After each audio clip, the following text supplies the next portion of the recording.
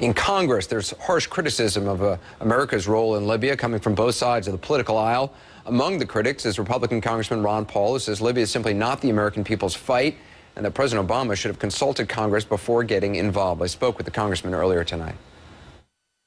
Congressman Paul, is the mission the United States is now involved with in Libya clear to you? No, I don't think it's clear to anybody because the Congress hasn't even discussed it, so we certainly wouldn't know. But getting the authority from the UN to go into Libya for humanitarian reasons, it doesn't say very much. There's a lot of militarism going on there, and I don't know how much humanitarianism is going on. Well, I mean, there are those who say, well, look, you know, Gaddafi it was a threat to the region, that he was killing innocent civilians in towns throughout Libya. Why would you oppose the U.S. and allies trying to put a stop to that?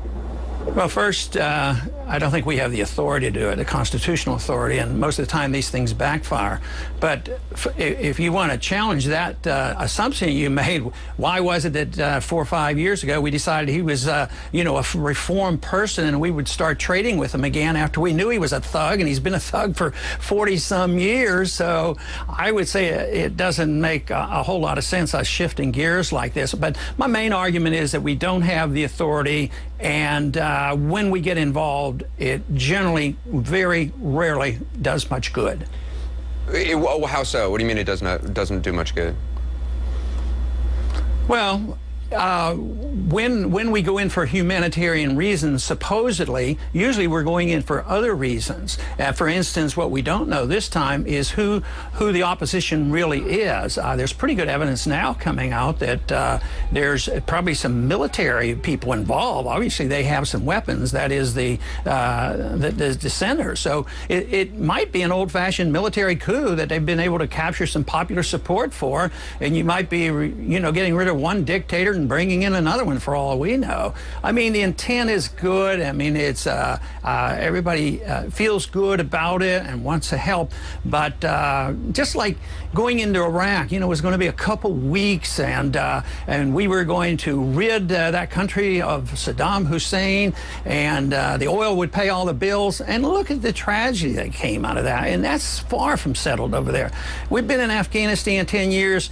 So what are we going to do? When are the troops going to go in? Most good military people say you cannot resolve that problem in Libya without ground troops. Otherwise, all it does is solidify the people against the people who are dropping bombs on them. So I don't expect a whole lot of good to come from this. It should be settled internally. If the Arab League wants to get involved, they should be. They first encouraged us to do this in the UN, and then they changed their mind. They had an emergency meeting yesterday, and they said, hey, we didn't expect you to do all this bombing. We thought you'd just make sure those airplanes weren't flying. So they're very upset with it, and they've essentially withdrew support for this whole program. Beyond those who say there's a moral reason to go, and some also point to, well, look, you know, a huge number of refugees leaving the country is going to destabilize Egypt, is going to destabilize Tunisia. So there is some sort of a strategic interest in order to try to stop that. You don't buy it?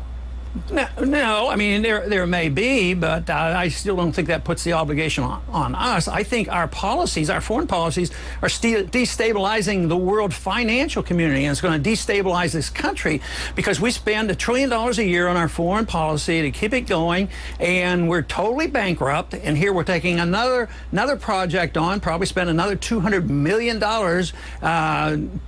dropping bombs on Libya. So we're destabilizing the world, and if you think we're in there now to prevent this destabilization, I think the opposite is occurring. I think for us to be now involved in another Muslim country doesn't sit well with most of the Muslims of the world.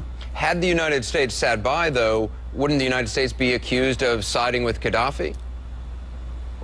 And being attacked in the Muslim world for standing by and watching? Well, they might, but, you know, sometimes we have supported dictators like that. I mean, look how much money we gave to Egypt. I mean, $70 billion, and that was a dictatorship too. So yes, we do subsidize, but the Muslims despise us for having so many puppet governments in the Middle East, whether it's Saudi Arabia, Bahrain, and all these countries, and that's what they resent. So I think the world is much more unstable, and we are in a much worse predicament, both internationally speaking and financially, because of this foreign policy. And I think it needs to stop. It would stop if we had people who cared about the Constitution, because we just flat out don't have the authority to go around pretending that we can take care of everybody and police the world.